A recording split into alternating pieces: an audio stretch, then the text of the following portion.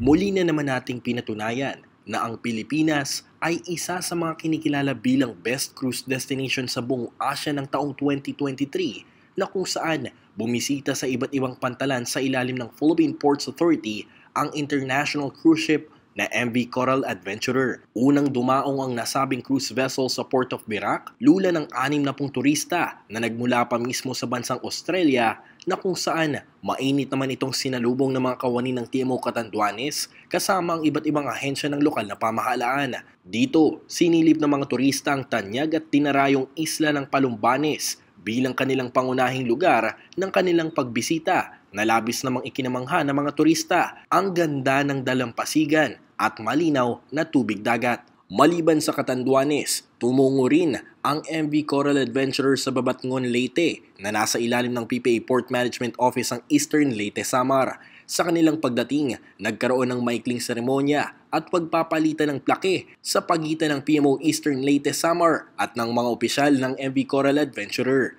Nasa humigit kumulang 70 mga Australian tourist ang sakay ng nasabing cruise vessel kasama ang 40 crew members. Matapos dito, agad ding tumungo ang MV Coral Adventurer sa Tagbilaran Port upang ipakita naman sa mga turista ang ganda ng mga tourism spots at cultural heritage sites sa probinsya ng Bohol. Ikinagalak naman ng PMO Masbate ang pagbisita ng nasabing cruise ship sa kanilang lugar na kung saan ito na ang ikalawang foreign cruise vessel na bumisita sa kanilang pantalan.